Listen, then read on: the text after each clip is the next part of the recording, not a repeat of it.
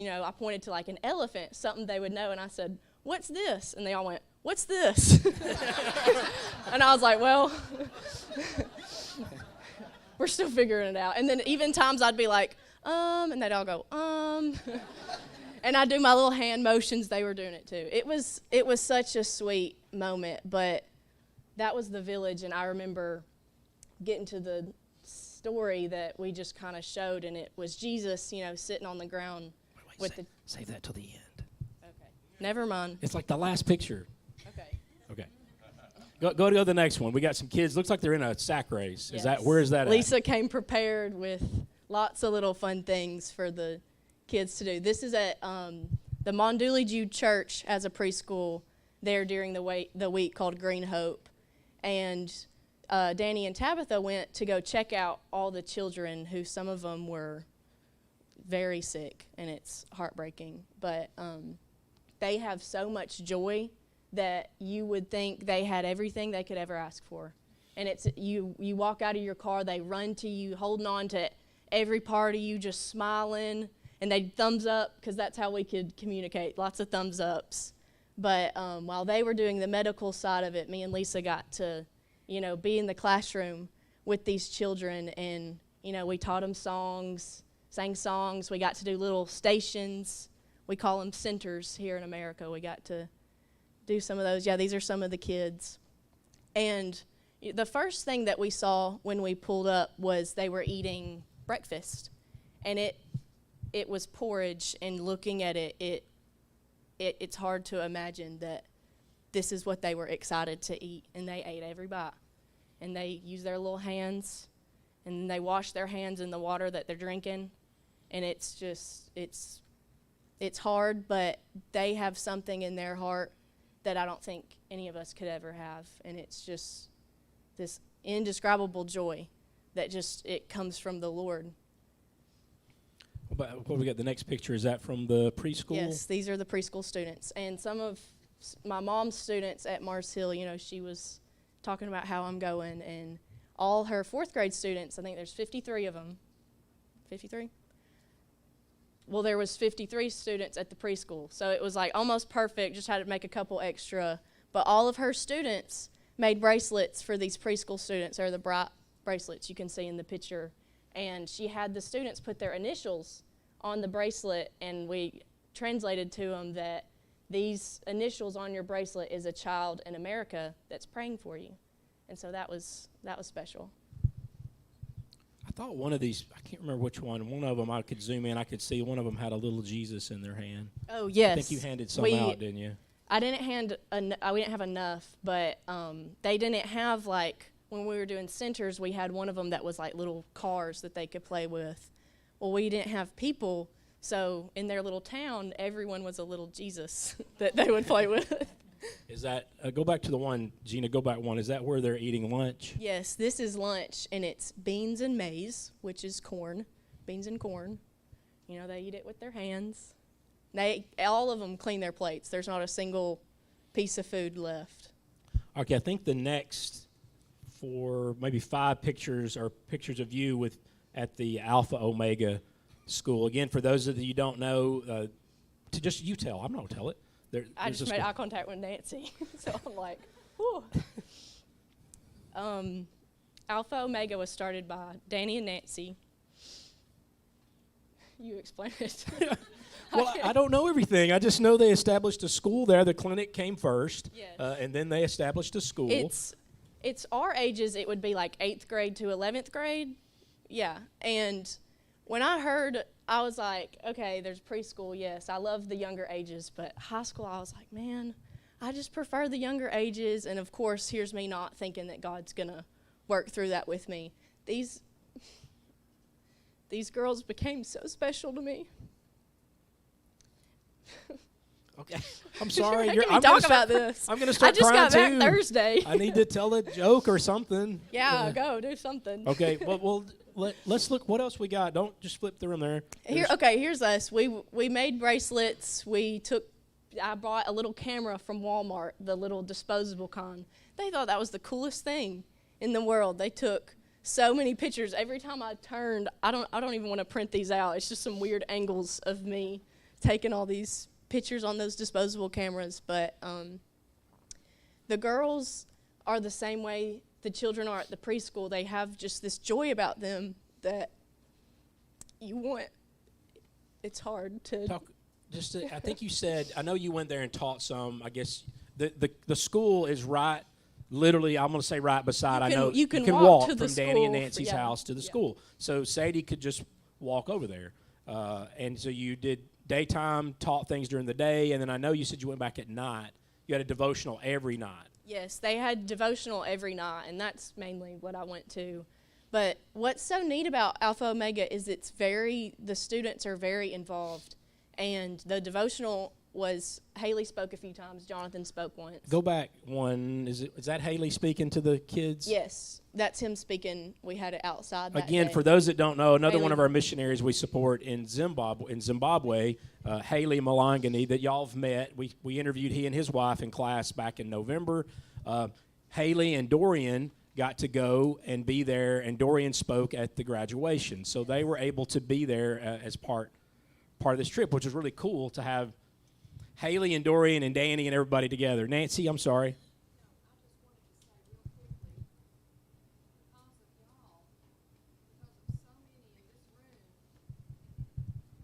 No, go ahead. I'm going to give you a microphone so they can hear you better than people online.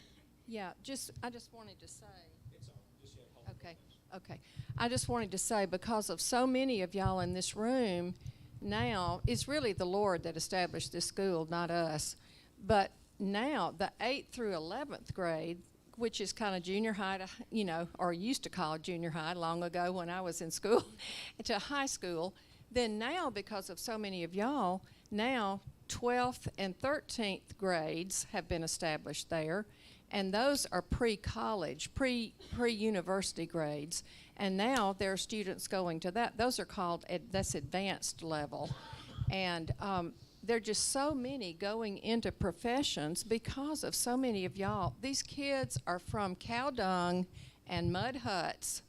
They've learned that if you strengthen the mud with cow dung and you smear it on and you let it bake and dry, the house will not stink and it will hold up much better in the heavy rains. So these kids are from cow dung and mud huts. No electricity, no running water. They have to walk miles and miles and miles for water, and many times it will be in a big pond where there are cattle and elephants and other animals coming to drink that water.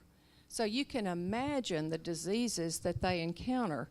So when those schools were established, they told us, do not let your students live at home and come during the day. You must provide housing for them so they won't be sick all the time. So we try to teach them we must boil the water and filter it. And we try to teach them what amoeba and giardia and all these bacteria are. That's why we have to have clean water. So you're changing these kids' total lives on this earth, and because they're learning about Jesus and God, you're changing them for eternity. And if any of you decide you want to help sponsor a child, I'm not saying this for that reason. I mean that. Because already so many of you are. But if you want to do that, we just love it. And thank you so much, Sadie and Lisa and Jonathan and just everybody. Tabitha, you've done a fabulous job. I just wish I could have gone this year. Thank you. Well, no, and I was going to reiterate what Nancy just said. With all of these things, and if you want to know more or how to sponsor a child at the Alpha Omega School, Nancy can talk to you about that probably the best of anybody, how we can make that happen. But let's see what we were talking about. Let's see, Haley. Let's go to one more picture. I think it's you with some of the girls. Could you tell us just a little bit more about your interaction? I know. Well, think about funny things. Think about Riley, your brother, doing something crazy. I'm okay now. Okay. Yeah, these were the younger age girls. I think these were 14-year-old girls. One of them is Lauren, named after Lauren Smelser. There's so many Nancy's and Lauren's, named Danny's. There are. Sadie said she met like 9 Nancy Smelsers. I met a Nancy Smelser. Literally, her middle name was Smelser. So that was sweet. But the devotionals were so special because you get to hear them sing. and their singing it's what the angels in heaven sound like. I'm convinced. There's no, I sound bad, I don't need to sing. Every single one of them belt what they sing, and it's student-led. The boys will lead. We had 2 baptisms, and one of the students baptized his fellow classmates, which I just thought was so special. But it's a special place, the school is, and the kids make it so special. Their attitudes are great, and they all they know they've been given this opportunity, and they all work so hard. We got there on a Saturday, and we walked through the campus. Every single one of them are still in the classroom on a Saturday studying and doing schoolwork with each other. I was like, I need to take some notes on this. Mark, isn't that a major thing, study of science? Yes. Big part of it. Yeah. Lots of chemistry. I've not been. Yeah. But yes, I think that's correct. All right, we've got 2 more pictures, and I put these at the end on purpose. This was one of the ones that really, when I got this picture, I couldn't count how many different kids are in that picture. This is at the preschool. I found another kid at the last minute, like just way down there, just knelt down right in front of you. I don't know, I guess, and not that all children don't want to have a Bible story read to them, but to me that picture just represented the,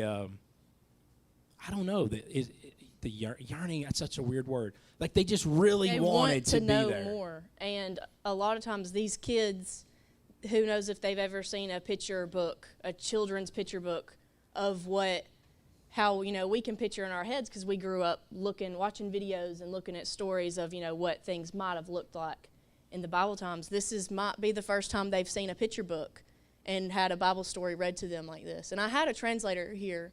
The lady with the braids is Madam. She's the preschool teacher normally. So they were so glued in. You could read them anything and they would just be like, "Oh my goodness." Yeah.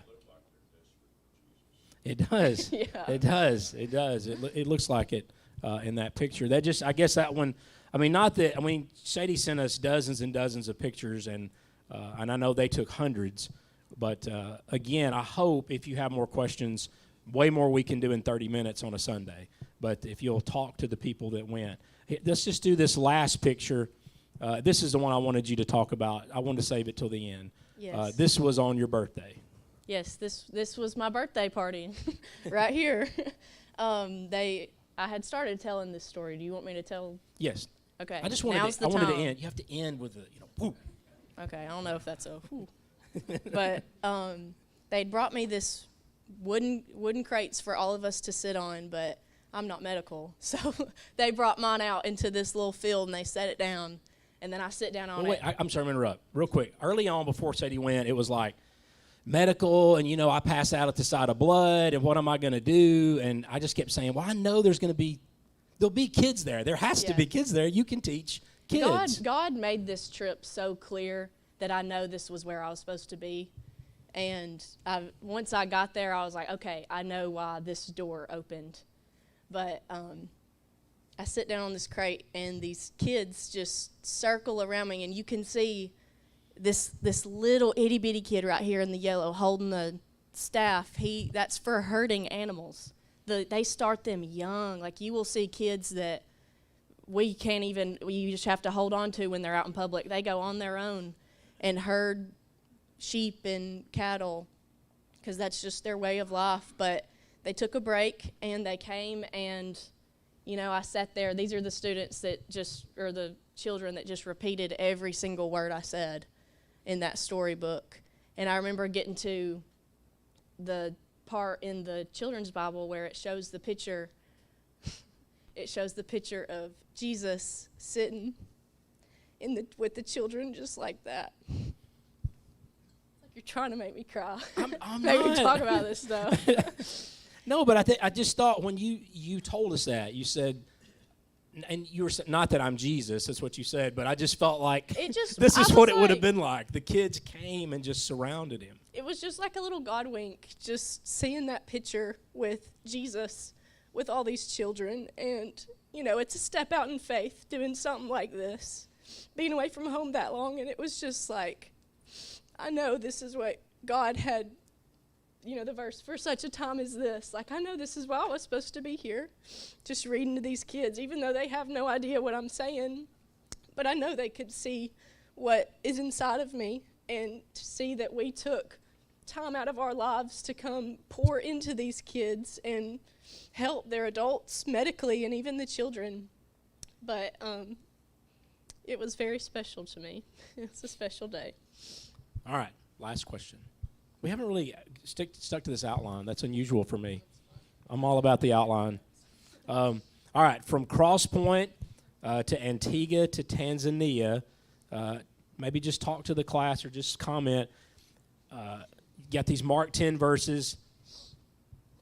How important is it to Jesus that we minister to kids? Okay, well, I have a verse for you. And Okay, just for me? for everybody.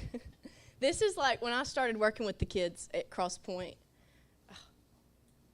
I read this verse and I was like, okay, this is why we need to minister. This is why kids are so important. And it's Luke 10, starting in 21. It says, "In the same hour he rejoiced," this is Jesus, "in the Holy Spirit, and said, I thank you, Father, Lord of heaven and earth, that you have hidden these things from the wise and understanding and revealed them to little children. Yes, Father, for such is your gracious will." And then the verse after it is, "All things have been handed over to me by my Father, and no one knows," sorry, I'm like sniffling in this microphone. No one, "All things have been handed over to me by my Father, and no one knows who the Son is except the Father, or who the Father is except for the Son." Key part here. "And anyone whom the Son chooses to reveal himself to." And then in the verse right before that, who does it say that Jesus chooses to reveal himself to? It's the children. And you spend time with kids and you see that so quickly, that they see this, that joy that they have, they see this side of Jesus that you forget over time. Sorry, I'm just crying up here. You kind of forget it over time because you think you can do it on your own. But kids rely on people for so long. But someone who they always know, and they will fight for this, and they're so desperate. They just want more Jesus, and they just want to learn. Sorry. You're good.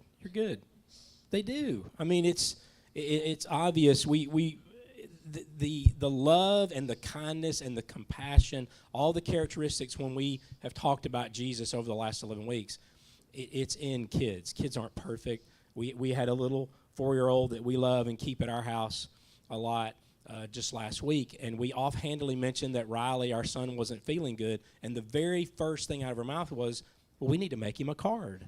I mean, that's just how they are. We didn't have to program that or to prompt that. And you're right, somewhere along the way, can I say we become older and adults and we begin to think we know more? Yeah. And we forget. There's a point when you can know too much and you think that you've got it all on your own, but God is simple. It's simple in here. And, we talked about it this summer, Micah 6:8. It really is simple. You just love the Lord your God with all your heart, soul, mind, strength, and love your neighbor. And everything's going to fall into place when you live in that Spirit, in the Holy Spirit, and you walk in the ways you're supposed to walk. God, Romans 8:28, like all things work out for those who love the Lord. And I feel like kids see that so clearly, and they don't overthink it. And they say, okay, this is what I'm supposed to do, and I'm going to do it. And it really is that simple. And just they view God in such a pure, innocent way that, we have all these limits, like, oh, well, God didn't do this for me, and oh, this person is like this, and not for kids. It's just, this is who God is, and this is what he's done for me, and that's it. All right. And so we've been saying for 11 weeks in this class, if Jesus is the example we're supposed to follow, I think everybody agrees with that, what would our actions or should our actions be when it comes to ministering to children here and around the globe? And if you're sitting there saying, I can't afford to sponsor a child, or I can't go to Tanzania, or I can't go to Antigua, or I can't, as we say on Chosen Sunday, we'll be saying that here in a few weeks when we get to our Adoption Sunday. Y'all remember our phrase, everybody can do something. There's something you can do. And that's what we're going to end with today. Thank you for coming, special guest. You're good. Y'all are dismissed.